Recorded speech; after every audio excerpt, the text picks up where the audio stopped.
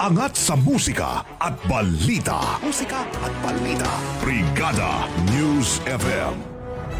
Winning hearts everywhere by passionately serving with timely, accurate, relevant information and wholesome entertainment. So you can experience life in quality.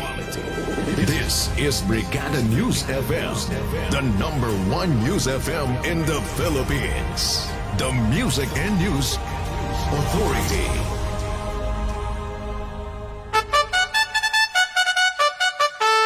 Ang ating one time the new Filipino time mga kabrigada, oras natin alas 12:00 na ng tanghali. That time check was brought to you by Power Cells Herbal Capsule. Tultukan ang sakit. Siksik sa mga bagong balita. Rinig sa buong bansa. Narito na ang Brigada Balita Nationwide sa tanghali. At ngayon, narito ang inyong mga tagapagbalita. Ang programang ito ay hatid sa inyo ng Power Cells Herbal Capsule. Tultukan ang sakit. Siksik sa mga bagong balita. Brigada Balita Nationwide. Headlines. Sa Brigada Balita Nationwide ngayong tanghali, Headlines. Typhoon Ambo napanatili ang lakas matapos maglandfall ng 6 na beses sa Kabisayaan. Headlines. Clearing operations nagpapatuloy sa 4 na bayan sa Eastern Samar na na-isolate matapos humagupit ang bagyong Ambo. Eastern Samar Governor Evardone tiniyak ang ayuda sa gitna ng pananalasa ng bagyo at COVID-19 pandemic. Headlines. Bicol Region naman walang naitalang casualty sa 38,000 na pamilyang naapektuhan ng bagyong Ambo. Headlines. Libu-libong evacuee naman sa iba't ibang bayan sa Sorsogon nag-uuwian na sa kanilang tahanan matapos manalasa ang bagyong Ambo. Headlines. Social distancing sa mga evacuation centers pinatitiyak ng NDRRMC. Pangulong Duterte inatasan ng DBM na maghanap ng pondo para mas marami ang makatanggap ng ikalawang bugso ng SAP-8. Headlines. Investigasyon naman sa mga lokal na opisyal na nambulsa ng cash aid sisimulan na ng PNP-CIDG. At mga pulis, i-check ang mga establishmento para sa mga unauthorized na lumabas sa modified ECQ areas. Siksik sa mga bagong balita. Brigada Balita Nationwide. Brigada Balita Nationwide sa tanghali. Magandang tanghali Pilipinas, Metro at Mega Manila, Luzon, Visayas at Mindanao at buong mundo via live stream sa brigada.ph. Mula dito sa National Headquarters sa Makati City, ito po ang Brigada Balita Nationwide sa tanghali. Pinakasariwa, pinakabagong mga balitang hatid ng buong puwersa ng Brigada News FM Philippines. Kasama ang lakas ng Drive Max Plus Herbal Capsule. At resistensya ng Power Cells Herbal Capsule. Tanghali ng Friday, May 15, 2020. Kami po ang inyong mga lingkod. Ako po, Brigada Lay Bagyo. Ako naman si Brigada Leo Navarro Malikden. Siksik sa mga bagong balita. Brigada Balita Nationwide. Brigada Weather Update.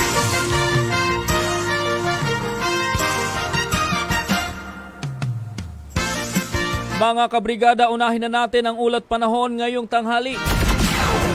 Napanatili po ng Typhoon Ambo ang lakas nito matapos maglandfall sa San Andres, Quezon. Ika-6 na napagtama ng bagyo sa kalupaan. Bago naman tumama sa San Andres, naglandfall ang Ambo sa San Policarpo, Eastern Samar, Dalupiri Island, Northern Samar, Kapul Island, Tikaw Island, Masbate at Burias Island. Sa latest update po ng Pag-asa, 6 na lugar pa ang nakasailalim sa signal number 3. Ito po yung mga sumusunod. Kanlurang bahagi ng Camarines Sur, extreme western portion ng Camarines Norte, yung Burias Island, yung Marinduque, silangang bahagi ng Quezon at silangang bahagi po ng Laguna. Habang itinaas naman ang signal number 2 sa timog silangang bahagi ng Pangasinan, sa Nueva Vizcaya, Quirino, Aurora, Nueva Ecija, Tarlac, Pampanga, Bulacan, ang Metro Manila, Rizal, Cavite, Batangas, nalalabing bahagi ng Laguna, yung nalalabing bahagi ng Quezon, kanlurang bahagi ng Masbate, nalalabing bahagi po ng Camarines Norte, nalalabing bahagi ng Camarines Sur, yung Albay, Sursugon, timog bahagi ng Catanduanes at silangang bahagi ng Romblon. Habang nakasailalim naman po mga kabrigada sa signal number 1, ang Cagayan, kabilang po dyan ang Babuyan Islands, Isabela, Ilocos Norte, Ilocos Sur, La Union, nalalabing bahagi po ng Pangasinan, ganun din ang Apayao, Kalinga, Abra, Mountain Province, Ifugao, Benguet, Zambales, gayon din sa Bataan, Oriental Mindoro, Occidental Mindoro, nalalabing bahagi ng Catanduanes, nalalabing bahagi po ng Romblon, extreme northeastern portion po ng Capiz, kabilang dyan ang Pilar, Panay, Rojas, Ibisan, hilagang silangang bahagi ng Iloilo, kabilang po dyan ang Carles, Balasan, Estancia at Batad, kanlurang bahagi din po ng Northern Samar, kabilang ang San Vicente, Capul, San Antonio, Allen, Victoria, San Isidro, Biri, Lavizares, Rosario at ang San Jose. Ang typhoon ang mga kabrigada, ang unang cyclone na tumama sa bansa ngayong taon na gumagalaw pahilagang kanluran sa bilis na 15 kilometers kada oras, taglay ang lakas ng hangin napapalo po sa 125 kilometers kada oras. Malapit sa gitna at pagbugsong aabot naman sa 165 kilometers kada oras. Inaasahang lalabas ito ng bansa sa Martes ng umaga. Siksik sa mga bagong balita. Brigada Balita Nationwide. Brigada Balita Nationwide. Samantala mga kabrigada, sa kaugnay pa ring balita, dito sa Bagyong Ambok, aabot po sa 4 na mga bayan sa Eastern Samar ang isolated matapos hagupitin ng Bagyong Ambo ang naturang probinsya. Sa panayam ng Brigada News FM kay Eastern Samar Governor Ben Evardone, sinabi nitong hindi pa nila napapasok ang mga bayan ng San Policarpo, Hipapad, Arteche, yung Maslog dahil sa mga nagtumbahang mga puno sa mga kalsada dahil sa malakas na hangin na dala ng bagyo. Inahayag din ni Evardone na pahirapan ang pagmonitor sa mga lugar na naapektuhan ng kalamidad dahil sa bagsak na communication lines sa lugar. Ngayong umaga naman, sinubukan din ng gobernador na pasukin ang mga isolated areas sakay ng motorsiklo habang nagpapatuloy din ang clearing operations sa mga kalsada. Ayon pa sa gobernador, wala pa namang naiulat na casualty, subalit marami umanong reported cases ng mga nasugatan dahil sa mga nagliparang mga debris sa kasagsagan ng bagyo. Itiyakin natin na walang magugutom dito ng mga kababayan natin. Isiguraduhin natin yan na huwag kayong mag-alala at bibigyan natin sila ng tulong talaga. Yan po yung pahayag mga kabrigada ni Governor Ben Evardone. Tagnay pa rin po niyan mga kabrigada, tiniyak nga ni Eastern Samar Governor Ben Evardone na walang mga residente na sinalanta ng bagyo ang sa kanyang nasasakupan ng magugutom. Ito ay sa kabila ng limitadong resources ng probinsya matapos na sumabay ang pagsalanta ng bagyo sa COVID-19 pandemic. Dahil dito nanawagan ng gobernador sa Department of Social Welfare and Development, Regional Office 8 na madiliin ang pagpapadala ng mga ayuda sa mga apektado ng Bagyong Ambo. Itiyakin natin na walang magugutom dito ng mga kababayan natin. Isiguraduhin natin yan na huwag kayong mag-alala at bibigyan natin sila ng tulong talaga. Huwag kayong mag-alala sa mga kababayan niyo dito. Ngayon ang kailangan namin na kung pwede nyo kami matulungan sa DSWD sa region na mag-release sila kasi ang normal nang nangyari, ang DSWD pumapasok lang pagkatapos na yan ng taga-barangay, taga-munisipyo, taga-province. Ngayon, depleted na mga resources namin dahil sa COVID, kaya dapat pumasok na yung DSWD. Sinabi ng gobernador na marami pa rin sa kanyang mga kababayan ang nananatili sa mga evacuation centers. Siniguro din nito na patuloy na ipinatutupad ng mga health safety protocol sa mga evacuation centers tulad ng physical distancing, upang maiwasan ang hawaan ng mga sakit tulad ng COVID-19. Umahataw! Brigada Balita Nationwide! Samantala mga kabrigada, nadagdagan pa ang bilang ng mga stranded na biyahero po na inabutan ng sama ng panahon. Ayon sa tala ng Philippine Coast Guard, umabot na po sa 604 ang mga stranded na cargo drivers at pahinante sa mga lalawigan na apektado ng Typhoon Ambo. Na-stranded ang mga ito sa mga pantalan ng Batangas, Oriental Mindoro, Romblon, Quezon, Albay, Sorsogon at Masbate, pati na rin sa Leyte, Samar at Biliran. Suspindido rin ang operasyon na aabot sa 321 rolling cargos, 19 na cargo vessels at 3 motor bangkas. Habang magpapatuloy naman 24/7 nationwide ang monitoring po ng PCG Operation Centers para masigurong walang maglalayag ngayong mayroong bagyo. Inalerto na rin ng Coast Guard ang lahat ng PCG district at stations para agad makaresponde sakaling magkaroon ng emergency situations. Bagong-bago! Brigada Balita Nationwide! Mga kabrigada, tanggap muna tayo ng report. Mula sa Brigada News FM Bicol, ang Bicol Region walang naitalang casualty sa 38,000 pamilyang naapektuhan po ng bagyong Ambo. Si Brigada Sheila Madrigalejos sa balita. Brigada Sheila, ibrigada mo. Brigada Live Report! Tama ka din, Brigada Leo. Wala ngang naitalang nasawi sa Bicol Region sa pagdaan ng bagyong Ambo batay sa inisyal na ulat ng Office of Civil Defense o OCD. Pero umaabot naman sa mahigit 38,000 pamilya ang naapektuhan ng bagyo o mahigit 145,000 individual. Pinakamaraming naapektuhan na lumikas sa lalawigan ng Sorsogon. Sumunod ang Albay, sumunod ang Camarines Sur at ang Masbate na mayroong aabot sa halos 3,000. Wala namang reported sa Camarines Norte at Catanduanes kaninang umaga. Matapos nga na kumalma ang panahon at lumagpas na ang bagyong Ambo, ay maagang nagsibalikan sa kanilang bahay ang ilan sa mga lumikas at hindi na naghintay ng order of decampment.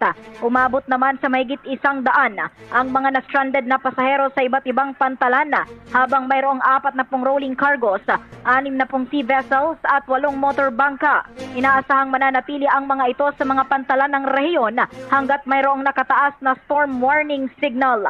Samantala, may ilang mga napaulat na pagbaha sa kalsada at pag-apaw ng tubig sa spillway, pero lahat ng mga pangunahing kalsada sa ngayon ay nananatiling passable. Wala ring major landslide na naitala. Maaga namang nagsagawa ng clearing operations ang ilang mga LGU sa mga naputol na sanga ng kahoy na humambalang sa mga kalsada. Nagpapatuloy ngayon ang clearing operation sa iba't ibang lugar. Hinihintay pa ngayon ng OCD ang consolidated report sa mga napinsalang kabahayan at istruktura, partikular ang mula sa lalawigan ng Masbate na siyang dinaanan ng bagyo. Mababatid na naglandfall ang bagyo sa Ticao at Burias Island sa Masbate kaninang madaling araw bago ito umakyat papuntang Quezon kaninang umaga. Sa monitoring, maraming pananim ang nasira dahil sa ulan at hangin, lalo na ang mga sagingan at palayan. Patuloy ngayon ang consolidation ng report ng Department of Agriculture sa kabuang danyo sa agrikultura sa rehiyon. Sa ngayon, nakakaranas pa rin ang ilang mga lalawigan sa Bicol ng mga pag-ulan, pero kalmado na ang hangin. Wala pa ring supply ng kuryente ang ilang lugar sa iba't ibang lalawigan, maliban na lamang sa lalawigan ng Camarines Norte. Para sa Brigada Balita Nationwide sa tanghali, ito si Brigada Sheila Madrigalejos mula rito sa Regional News Center ng Brigada News FM Bicol, the Music and News Authority. Umahataw! Brigada Balita Nationwide! Samantala mga kabrigada, dyan naman sa Sorsogon, libu-libong evacuees na po sa iba't ibang bayan sa Sorsogon. Nag-uuwian na rin sa kanilang tahanan matapos manalasa yung bagyong Ambo. Si Brigada Christian Deito sa balita. Brigada Christian, ibrigada mo. Brigada Live Report! Maagang nagpatupad ng decampment ang bawat local local government unit o LGU sa lalawigan ng Sorsogon, kung saan isa-isa nang nagsisibalikan sa kanilang tahanan ang nasa 28,000 na bilang ng pamilyang nanuluyan sa mga evacuation centers. Ayon sa Sorsogon Provincial Disaster Risk Reduction and Management Office o SPDRRMO, katuwang ang mga barangay officials ay inilalayan ng bawat pamilya partikular na mga naninirahan sa mga high-risk areas upang mantiyak ang seguridad ng mga ito.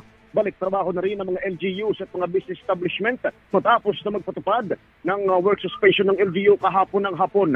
Samantala, naghihintay ngayon ang bawat munisipyo sa panibago na namang guidelines na ipapalabas ng Interagency Task Force at Provincial Government bilang huling araw ng umiiral na General Community Quarantine GCQ. Ito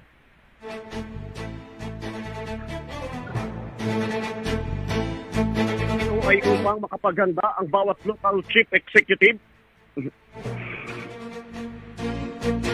Ito ay upang makapaganda ang bawat local chief executive kung ibabalik ang Enhanced Community Quarantine o ECQ matapos na makapagtala ng unang kaso ng COVID-19 ng lalawigan na kagabi lamang kinumpirma ng Department of Health o DOH at ng Provincial Health Office o PHO Sorsogon, kung saan nagpaalala ito sa lahat ng mga mamayan sa lalawigan na huwag magpanik dahil ginagawa na umano ng mga medical frontliners ang kanilang makakaya upang hindi na kumalat ang naturang virus kasabay ng pagbibigay ng pangalan ng nasabing pasyente upang mas maging mabilis ang contact tracing. Para sa Brigada Balita Nationwide sa tanghali ito, sa Brigada Christian Dayton ng 101.5, Brigada News FM Sorsogon, the Music and News Authority. Brigada Balita Nationwide. Samantala mga kabrigada, social distancing naman sa mga evacuation centers pinatitiyak ng NDRRMC. Si Brigada Jen Bayot sa balita. Brigada Jen, ibrigada mo. Brigada Live Report. Pinatitiyak ng National Disaster Risk Reduction and Management Council o ng NDRRMC sa mga lokal na pamahalaan na maipatutupad ang social distancing sa mga evacuation centers. Ayon kay NDRRMC spokesperson Mark Timbal, posibleng malabag ang nasabing health protocol dahil dikit-dikit ang pamilyang inililikas dahil sa Typhoon Ambo. Paliwanag ng NDRRMC, dapat ay naka-face mask ang mga ililikas at dapat ring naka-personal protective equipment ang mga kawani ng LGU na mga ngasiwa sa evacuation. Dapat ding gamitin ang mga multipurpose hall at covered court o mga maluluwag na establishmento na hindi nagamit bilang quarantine facility. Naka-alerto naman ang regional offices ng NDRRMC at 24 oras na nakamonitor sa pinakahuling sitwasyon sa paghagupit ng bagyo. Yan ang report hatid ng Guard C. Calcium Ascorbate, katawang healthy achieve sa Guard C. Ito si Brigada John Bayot ng Brigada News of Philippines, the Music and News Authority. Bagong-bago Brigada Balita Nationwide. Samantala mga kabrigada, yung investigasyon naman sa mga lokal na opisyal na nambulsa ng cash aid. Sisimulan na yan ng PNP-CIDG. Si Brigada Ernie napukaw sa balita. Brigada Ern, ibrigada mo. Brigada Live Report. Sisimulan na ng Philippine National Police PNP Criminal Investigation and Detection Group ang investigasyon sa katiwaliang naganap sa pamamahagi ng emergency cash subsidy para sa mga mahirap na pamilya ngayong may COVID-19 pandemic. Ayon kay Department of the Interior and Local Government o DILG Undersecretary at Spokesperson Jonathan Malaya, ang PNP na at hindi ang DILG field offices ang mga ngasiwa sa investigasyon. Nagdesisyon umano kasi si Interior Secretary Eduardo Año na ilipat sa CIDG ang pangangasiwa sa investigasyon dahil mas marami itong investigador kesa sa mga DILG field offices. Tiniyak ni Malaya na sisiyasatin ng PNP ang mga reklamong kaltas at pare-parehas na pangalan ng benepisyaryo ng Social Amelioration Program.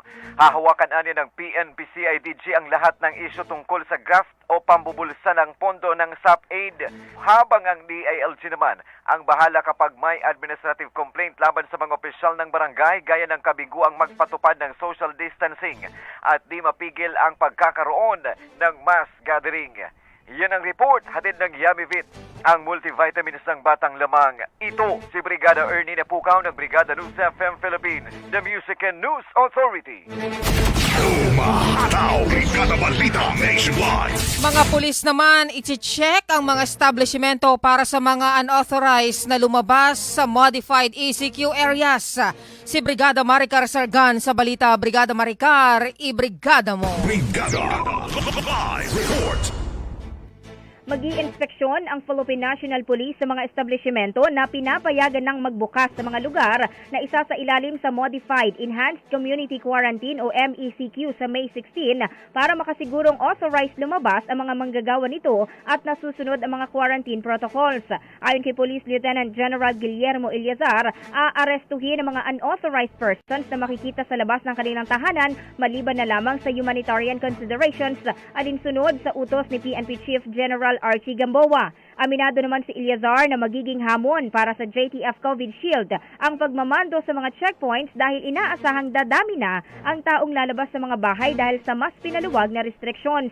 Kaya naman nagbabala si Eliazar sa mga motorista na magiging mabigat ang trapiko dahil magsasagawa sila ng random inspection sa mga authorized persons sa mga sasakyan. Una nang inotorisa ng PNP ang kanilang Highway Patrol Group na maglagay ng mga mobile checkpoints na mag-i-issue ng mga tickets sa mga pribadong motorista na makikitang lalabag sa quarantine guidelines. Yan ang report hatid ng Drive Max Adult Herbal Capsule, Tatagal Ka. Ito si Brigada Maricar Sargan ng Brigada News FM Philippines, The Music and News Authority. Brigada Balita Nationwide. Samantala mga kabrigada, ito muna, nadagdagan pa po yung mga lugar ngayon na isinailalim sa Signal Number 3 habang nananalasa po yung Typhoon Ambo ngayon patungong Quezon, Laguna area. Kasalukuyan pong binabayo yung mata ng bagyo ang hilagang bahagi po ng bundok peninsula sa Southern Quezon. Sa latest update po ng Pag-asa na nakuha natin, 9 na lugar yung isinailalim na po sa Signal Number 3, yung Quezon, kabilang po yung Pulilio Island, yung Rizal, Laguna, timog bahagi ng Aurora, timog bahagi ng Nueva Ecija, yung silangang bahagi po ng Bulacan, yung kanlurang bahagi ng Camarines Norte, yung extreme western portion ng Camarines Sur. Yan po mga kabrigada ay makakaranas ng malalakas na hangin at pagulan yung mga nabanggit na lugar. Siksik sa mga bagong balita. Brigada Balita Nationwide. Brigada Worldwide COVID-19 News Update. Brigada Worldwide COVID-19 News Update. Mga kabrigada, pumalo na po sa mahigit 4.4 million na ang kaso ng coronavirus disease 2019 worldwide. Ayon po sa tala ng Johns Hopkins University, nangunguna pa rin ang Estados Unidos sa may pinakamaraming kaso ng sakit na meron na pong 1,417,512 cases na sinundan ng Russia na meron na pong 252,245 cases at sumunod naman ang United Kingdom na umabot na sa 233,440. Pumalo naman sa mahigit 300,000 ang bilang ng mga namatay na dahil sa virus habang 1,587,780 na ang kabuang bilang ng mga nakarecover mula sa sakit. Bumisita naman si US President Donald Trump sa isang mask distribution center nang hindi nagsusuot ng face mask. Matatanda ang araw o ayaw pong magsuot ng face mask ni Trump pag lumalabas sa kabila ng kautusan ng kanyang administrasyon sa publiko na sundin ang nasabing health protocol. Aminado naman ang US President na nagdadalawang isip na siya sa trade agreement ng US at ng China dahil sa idinulot na krisis ng COVID-19 pandemic. Giit ni Trump, makabubuti para sa kanilang ekonomiya kung puputulin na nila ang $500 billion o katumbas po ng 25 trillion pesos na trade agreement nito sa Beijing. Nanawagan naman ang ibang mga world leaders na tiyaking magiging para sa lahat ang madidiskubring bakuna para sa COVID-19. Kaugnay nito isang liham na nilagdaan ng 140 mga world leaders ang ipinadala sa World Health Organization na humihiling na gawing patent-free ang naturang vaccine. Siksik sa mga bagong balita. Brigada Balita Nationwide. Naka-lunch break ka man, napapakinggan pa rin ang mga kaganapan. Brigada Balita Nationwide. Sa tanghali. Brigada Balita Nationwide. Sa tanghali. At mga kabrigada sa buong bansa, inyo pong napakinggan ang Brigada Balita Nationwide sa tanghali. Mga trending na balitang kinalap ng Brigada News FM Philippines, katuwang po ang Drive Max Plus, Power Cells, NutriCleanse, Guard C, Fast Relax, Curamed, Panamed, Drive Max Coffee at ang Yummy Vit. Na available po sa lahat ng branches ng Mercury Drugs, Watson's, South Star, Generics Pharmacy, Rose Pharmacy at Brigada Pharmacy nationwide. Para sa Brigada News FM ng Brigada Mass Media Corporation, the biggest marketing media company in the country. Kami po ang inyong mga naging lingkod, Brigada Leo Navarro Malikden. At ako naman, Brigada Lay Baguio. Maraming salamat po sa pakikinig mula dito sa National Headquarters sa Makati City. Ito po ang 104.7 Brigada News FM, the Music and News Authority. Brigada Balita Nationwide. Inyong napakinggan ang Brigada Balita Nationwide sa tanghali mula dito sa Brigada National Headquarters. Brigada Balita Nationwide sa tanghali. Hatid ng Power Cells Herbal Capsule at Drive Max Herbal Dietary Supplement Capsule. Ang programang ito ay hatid sa inyo ng Power Cells Herbal Capsule. Tultukan